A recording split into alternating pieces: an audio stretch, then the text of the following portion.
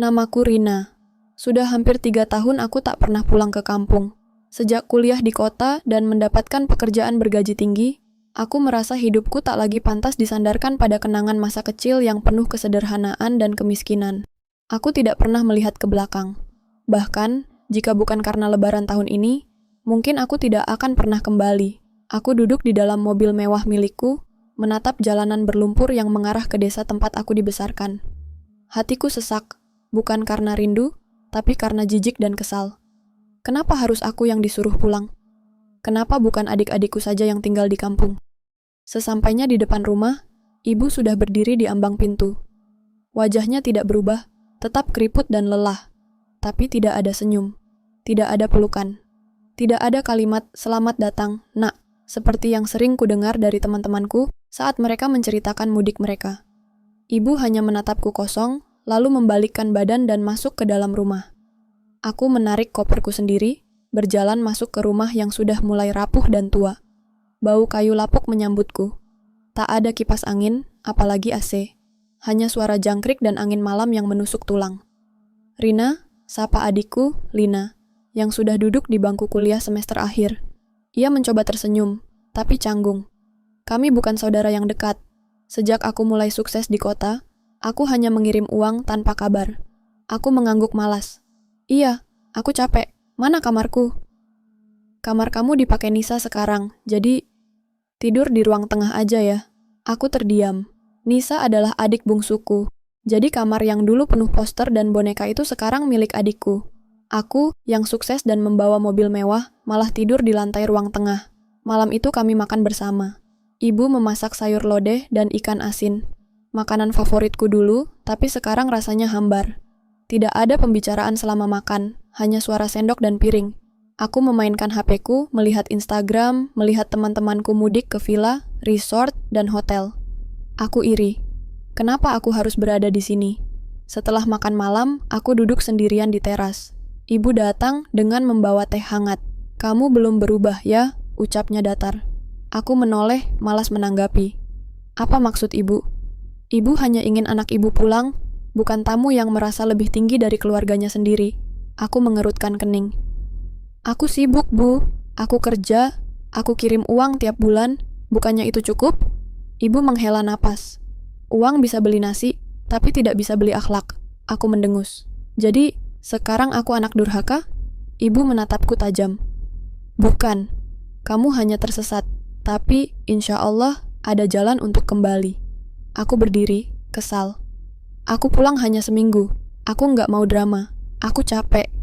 Ibu berdiri juga, tapi suaranya tetap tenang. Kalau kamu mau, ibu maafkan, kamu harus nurut satu permintaan ibu. Aku menatapnya dengan sinis. Permintaan apa? Besok kamu menikah. Aku terdiam. Nafasku tercekat. Apa? Besok nikah. Sama laki-laki yang ibu pilih. Bu, ini gila. Kalau kamu masih punya sedikit saja rasa hormat, kamu lakukan. Setelah itu, terserah kamu mau kembali ke neraka dunia yang kamu banggakan itu, atau tidak. Aku menatap ibu. Aku ingin marah, ingin berteriak, tapi entah kenapa, malam itu, aku hanya bisa diam. Di kejauhan, suara takbir mulai berkumandang. Dan di dalam hatiku, badai baru saja dimulai. Pagi hari di kampung selalu berbeda. Matahari terasa lebih jujur, dan angin pagi seperti ingin membisikkan sesuatu yang tidak ingin kudengar. Aku masih duduk di sudut ruang tamu, mengenakan daster pinjaman Lina. Mataku sembab, semalaman aku tidak tidur. Pikiranku kalut. Ibu terlihat sibuk di dapur, memasak dengan semangat yang tidak biasa. Lina membantu menyiapkan teh dan kue. Suasana rumah terasa aneh. Terlalu tenang, terlalu rapi, seolah sedang menyambut tamu penting. Dan aku, si anak kota yang pulang hanya untuk menunaikan kewajiban, sekarang diperlakukan seperti calon pengantin. Bu, kita harus bicara, ucapku akhirnya, mencoba tegas. Ibu tidak menoleh, hanya menjawab pelan. Nanti saja, setelah tamunya datang. Apa ibu serius mau aku nikah? Nikah sama siapa? Ibu menoleh dan menatapku. Kali ini matanya berkaca-kaca. Sama laki-laki yang akan menyelamatkanmu dari dirimu sendiri. Aku tertawa sinis.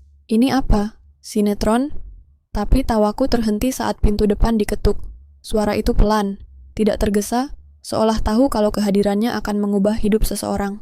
Ibu membuka pintu. Di sana berdiri seorang pria, mengenakan kemeja putih sederhana dan celana kain. Di sebelahnya, seorang wanita paruh baya, ibunya, kurasa. Tapi yang membuatku membeku bukan pakaiannya, melainkan kursi roda yang didudukinya. Aku mengenalnya. Arga. Dulu, dia adalah bocah culun yang sering aku ejek karena giginya yang tonggos, dan bajunya selalu lusuh. Kami satu SD. Dia sering datang ke sekolah dengan sandal jepit putus, dan buku yang dibungkus kertas bekas. Aku, si anak sedikit lebih beruntung, menjadikan dia bahan ejekan. Dan sekarang, dia duduk di hadapanku sebagai calon suamiku. "Assalamualaikum," ucapnya pelan. Suara itu dalam dan tenang. Tidak lagi seperti suara anak-anak yang dulu sering menangis karena diejekku. Aku tidak menjawab, hanya menatapnya dari ujung kepala sampai ujung kaki. Kursi roda itu, kenapa dia bisa lumpuh? "Maaf, kami datang untuk lamaran. Kami ingin menyatukan silaturahmi. Semoga Allah meridhoi," ucap ibunya. Ibu tersenyum. Lina menyajikan teh. Semua tampak berjalan normal, kecuali aku. "Biu!" Aku berteriak, menarik ibu ke dapur. "Apa ini? Apakah ibu gila?" Ibu menatapku tenang. "Dia Arga, dulu teman sekolahmu. Sekarang dia lelaki baik, taat, dan berakhlak. Walau kakinya lumpuh, hatinya lebih kuat dari banyak laki-laki yang kamu kejar di kota." "Bu, aku nggak bisa. Aku nggak cinta. Dia cacat, Bu." Ibu menamparku. Ringan, tapi menyakitkan. "Kamu sudah cukup lama hidup dengan hawa nafsu. Sekarang saatnya kamu belajar apa itu hati." Aku menangis. Bukan karena sakit, tapi karena semuanya terasa tidak masuk akal. Kembali ke ruang tamu, Arga menatapku.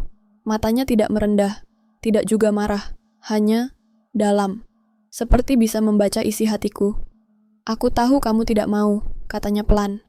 "Aku juga tidak ingin memaksamu. Tapi jika ini bisa membuatmu kembali pada ibumu, pada dirimu, aku bersedia menjadi perantara." "Kenapa kamu mau nikah sama aku, ha? Aku kasar, aku nggak soleha, aku nggak pantas buat kamu." Arga tersenyum. "Karena Allah suka membolak-balikan hati. Siapa tahu, lewat jalan ini, kamu akan sampai padanya." Aku terdiam. Kata-katanya seperti menampar keras-keras sisi ego dan sombong dalam diriku. Ibu mengulurkan sehelai kain putih ke tanganku. "Besok pagi, kamu ijab kabul. Setelah itu, ibu ikhlaskan kamu kalau mau kembali ke kota. Tapi, beri kami 1 hari saja. 1 hari untuk mencoba menyelamatkanmu." Aku menggenggam kain itu. Mataku panas. Hatiku berontak. Tapi ada suara kecil yang berkata, "Kalau kau terus lari, sampai kapan kau mau tersesat?" Dan pagi itu, aku tidak menjawab apapun. Tapi aku tahu, takdir sudah mulai mengambil alih cerita hidupku. Pernikahan itu terjadi dalam sunyi. Tidak ada musik, tidak ada rias pengantin yang mewah, tidak ada dekorasi bunga-bunga mahal seperti di gedung-gedung kota yang biasa aku datangi. Hanya lantai rumah kayu yang disapu bersih, sajadah panjang di ruang tamu, dan beberapa tetangga yang duduk bersila sambil membaca doa. Aku duduk di samping Arga, memakai mukena putih yang dulu kubeli cuma untuk formalitas. Tanganku gemetar saat penghulu meminta persetujuanku. Rasanya seperti sedang menandatangani kontrak mati. "Ijab kabul sah," ucap saksi. Dan dengan itu, aku resmi menjadi istri pria yang tidak pernah kudambakan. Bahkan, untuk sekadar menyebut namanya dengan lembut saja, aku masih enggan. Usai akad, tidak ada pesta. Ibu hanya menyuguhkan tumpeng sederhana. Beberapa tetangga mengucap selamat. Aku hanya tersenyum tipis. Di dalam kepalaku, suara tawa teman-teman di kota bergaung. "Rina nikah sama pria lumpuh? Seriusan?" Malam tiba. Ruang kamar ibu yang lama kini disulap menjadi kamar pengantin dadakan. Sebuah ranjang kayu, kasur tipis, dan kelambu putih yang digantung dari paku di plafon. Tidak ada AC, hanya angin malam yang masuk dari jendela setengah terbuka. Aku duduk di pojok ranjang, mengenakan daster putih bersih yang disiapkan ibu. Arga masuk perlahan dengan kursi rodanya. Matanya menghindari mataku. "Kalau kamu mau tidur duluan, silakan," ucapnya pelan. Aku tidak menjawab. Dia memarkir kursi rodanya di samping ranjang, lalu mulai menunduk dan membaca doa. Setelah itu, ia membaringkan tubuhnya perlahan ke atas kasur. Tangannya gemetar, mungkin karena lelah, mungkin karena gugup. Kami terdiam cukup lama. "Lihat aku," kataku tiba-tiba. Arga menoleh. "Kenapa kamu mau nikahi aku? Apa kamu gak punya harga diri? Aku ini siapa buat kamu? Arga tidak tersinggung, bahkan tidak berkedip, hanya menatapku. Kamu adalah ujian, tapi mungkin juga kamu adalah takdir. Aku tertawa pahit. Aku bukan perempuan baik-baik. Di kota, aku bebas. Aku nggak salat. Aku pernah pacaran bahkan. Aku tahu, potongnya. Aku tahu semuanya. Aku terdiam. Jantungku berdetak keras. Arga melanjutkan. Ibumu menangis setiap malam. Dia doakan kamu. Dia tidak pernah minta apa-apa selain kamu kembali. Dan aku hanya perantara. Mungkin lewat aku, kamu bisa pulang. Kenapa kamu begitu yakin aku bisa berubah? Arga menarik napas dalam. Karena orang yang paling keras membenci kebaikan, biasanya adalah orang yang paling dekat dengan hidayah. Aku tidak tahu kenapa, tapi dadaku sesak. Kata-katanya menembus dinding hatiku yang paling dalam. Aku membuang wajah, menahan air mata. Jangan harap aku akan jatuh cinta padamu. Aku tidak minta itu, jawabnya lembut. Aku hanya minta satu hal. Hormati ibumu, hormati pernikahan ini. Itu saja. Malam itu aku tak bisa tidur. Aku memeluk bantal, membelakangi Arga yang sudah tertidur dengan nafas tenang. Di kepalaku, suara ibu kembali terngiang. Kalau kamu tidak mau kembali lewat cinta, biarlah kamu kembali lewat ujian. Dan untuk pertama kalinya dalam hidupku, aku merasa mungkin aku sedang jatuh ke dalam pelukan Tuhan dengan cara yang tidak pernah kuduga sebelumnya. Pagi itu, aku terbangun lebih cepat dari biasanya. Cahaya matahari belum benar-benar masuk ke sela-sela jendela, tapi suara lantunan ayat suci sudah terdengar dari ruang tamu. Suara itu, suara Arga. Aku bangkit dari ranjang, membuka pintu kamar perlahan. Di sana, kulihat Arga duduk di kursi rodanya, menghadap kiblat, menyelesaikan rakaat terakhir sholat subuh. Wajahnya khusyuk, tenang, penuh cahaya.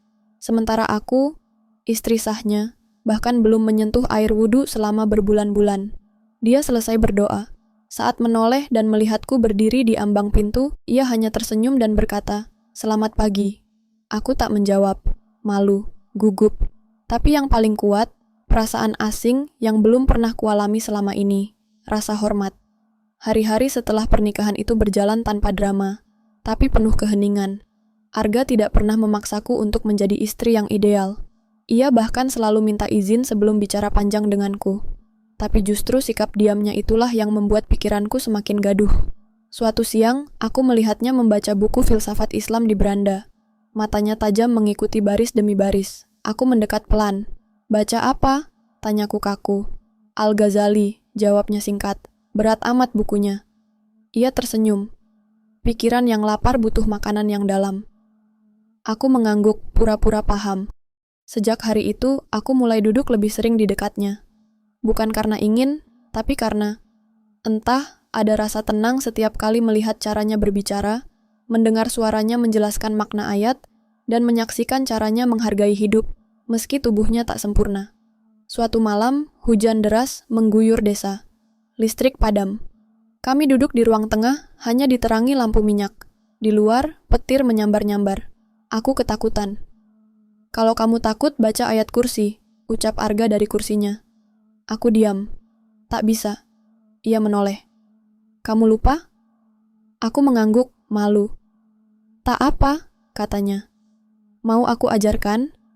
Dan malam itu, untuk pertama kalinya setelah sekian lama, aku membaca kembali ayat-ayat Tuhan dari bibirku sendiri, terbata, pelan, tapi penuh rasa yang tak bisa dijelaskan. Arga membimbingku seperti guru yang sabar, tidak menghakimi, tidak merendahkan. Aku menangis sesenggukan setelahnya. Aku udah terlalu jauh dari Allah, ucapku sambil menutup wajah. Arga mendekat semampunya. "Kalau kamu masih bisa menangis karena dosa, itu tandanya Allah belum jauh darimu." Hari-hari berikutnya, aku mulai berubah. Aku mulai sholat lagi, walau masih berantakan. Aku mulai memakai jilbab yang menutupi dada, walau belum konsisten. Aku mulai membantu ibu di dapur, walau canggung dan kikuk. Tapi yang paling terasa, aku mulai menatap Arga dengan rasa yang tidak bisa kutolak lagi. Bukan rasa kasihan, tapi kekaguman. Suatu sore, aku duduk di beranda sambil mencuci piring. Ibu datang dan duduk di sampingku. "Kamu kelihatan beda sekarang," katanya. Aku menunduk. "Aku malu, Bu." Ibu mengelus punggungku. "Kadang, yang dibutuhkan seorang anak bukan nasihat, tapi contoh. Dan Arga memberimu itu." Aku tak bisa membalas. Air mataku jatuh ke piring-piring yang masih penuh sabun. Malam itu, saat aku hendak tidur, Arga berkata dari tempatnya, "Besok kamu mau ikut ke pengajian di musola?" Aku menoleh dan tersenyum kecil. "Kalau kamu temani, aku mau." Dan Arga hanya menunduk pelan, tapi aku bisa melihat. Di matanya ada bahagia yang tak bisa diucap kata. Aku tidak tahu kapan tepatnya aku mulai mencintainya. Tapi aku tahu satu hal. Aku tidak lagi ingin pergi dari rumah ini. Pagi itu, udara kampung terasa berbeda. Dingin, tapi tidak menusuk. Hangat, tapi tidak membakar. Aku berdiri di halaman belakang rumah, di bawah pohon jambu yang dulu sering kupanjat saat kecil. Kini, aku berdiri di sana dengan mukena putih yang sudah mulai kusukai, sambil memegang mushaf kecil yang diberikan Arga seminggu lalu. Hari-hari terakhir ini aku merasa kosong, tapi bukan hampa. Kosong dari kebisingan dunia yang selama ini kuagungkan, dan mulai terisi dengan suara-suara sunyi yang menyejukkan hati. Suara doa, suara azan, suara detak jantungku sendiri saat bersujud. Tadi malam aku tak bisa tidur. Aku memikirkan semuanya, tentang dosa-dosaku, tentang malam-malam yang kulewati tanpa sholat, tentang tangan-tangan yang kugunakan untuk memegang yang haram, tentang lisan yang tak pernah berhenti merendahkan orang lain. Aku ingat pernah berkata pada ibuku bahwa aku tidak butuh surga jika harus hidup dalam kemiskinan. Dan sekarang, aku menangis hanya karena bisa menyentuh sajadah dalam damai. Malam itu, aku memutuskan sesuatu. Aku masuk ke kamar ibu dan memeluknya dari belakang. "Bu, maafin aku." Ibu tersentak. Pelan-pelan ia menoleh, menatapku dengan mata berkaca. Aku udah bikin ibu sedih. Aku udah ngeremehin agama. Ngeremehin hidup. Ngeremehin ibu. Aku benar-benar minta maaf. Ibu memelukku erat. Tubuhnya yang ringkih justru terasa begitu kuat saat menenangkan air mataku. "Kamu udah pulang, Nak. Itu cukup," bisiknya. Setelah itu, aku menghadap Arga. Dia sedang menulis di buku catatan, seperti biasa. Ketika aku berdiri di depannya, dia langsung menghentikan aktivitasnya. "Ada apa?" "Aku mau minta satu hal." "Apa?" "Ajarin aku. Untuk mulai dari awal." Arga menatapku lama, lalu tersenyum. "Kita mulai dari 2 kalimat syahadat." Aku tertawa kecil. "Aku udah muslim, tahu." "Tapi hatimu belum," katanya tenang. Malam itu, aku mengulang 2 kalimat syahadat dengan suara lirih, tapi tulus. Rasanya seperti dibersihkan, seperti dilahirkan ulang. Setelah itu, aku sujud. Sujud yang sangat lama, dengan air mata mengalir tanpa henti. "Ya Allah," bisikku, "kalau aku harus kehilangan semuanya agar kau kembalikan aku padamu, maka ambillah semuanya. Asal jangan engkau tinggalkan aku lagi." Hari-hari berikutnya, aku mulai rajin ke mushola bersama Arga. Di sana, aku bertemu ibu-ibu kampung yang sederhana, tapi wajah mereka bersinar. Mereka menyambutku dengan hangat, tidak ada yang menghakimi masa laluku. Mereka memelukku seolah aku saudara yang lama hilang. Satu malam, aku menemani Arga memandangi bintang dari beranda. "Rin," katanya. Kamu tahu enggak, dulu aku pernah berdoa begini. Ya Allah, jika aku harus kehilangan kaki agar engkau dekat denganku, maka aku rela." Aku menoleh padanya. Air mata kembali menggenang. "Kamu luar biasa, Ga." "Enggak. Aku cuman orang biasa yang diizinkan Allah merasakan hancur, supaya bisa mengenal nikmatnya dibangun kembali." Aku memegang tangannya. Tidak lagi jijik, tidak lagi ragu, tapi penuh cinta dan rasa syukur. "Aku enggak mau kehilangan kamu," kataku pelan. Ia menoleh dan tersenyum kecil. "Jangan kehilangan Allah dulu. Karena kalau kamu dekat dengannya, kamu enggak akan kehilangan apa-apa." Malam itu, kami menangis bersama. Tapi bukan karena sedih, melainkan karena baru sadar bahwa cinta sejati bukan soal fisik, bukan soal harta, tapi soal siapa yang bisa menggandengmu menuju surga dalam keadaan paling gelap sekalipun. Dan aku tahu, aku telah menemukan dia. Hari itu langit tidak secerah biasanya. Awan mendung menggantung di atas desa, seolah ikut merasakan kegelisahan yang tiba-tiba memenuhi hatiku. Sudah 3 hari Arga tak pulang dari pondok tempat ia biasa mengajar anak-anak mengaji. Biasanya, ia selalu memberi kabar lewat pesan singkat yang dititipkan pada salah satu santri kecil. Tapi kali ini, sunyi. Tak ada kabar, tak ada jejak. Aku gelisah. Sesuatu terasa tidak benar. "Ibu, Arga belum pulang." "Sudah 3 hari, Bu. Biasanya dia pulang sore, paling lambat malam," kataku dengan napas tak beraturan. Ibu menatapku dengan wajah yang ikut cemas. "Coba kamu tanya ke Ustadz Ahmad di pondok, mungkin ada kabar di sana." Aku langsung berangkat dengan sepeda motor pinjaman tetangga. Jalanan licin dan berlumpur karena hujan semalam. Setibanya di pondok, suasana tampak sepi.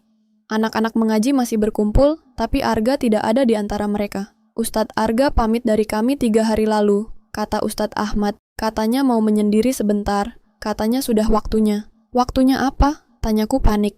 Ustadz Ahmad hanya tersenyum kecil, seolah menyimpan sesuatu yang tak ingin ia buka. Aku pulang dengan dada sesak. Malam itu aku menangis. Aku tak bisa tidur. Doaku panjang, penuh isak. Aku tidak minta yang muluk-muluk, hanya satu permintaan.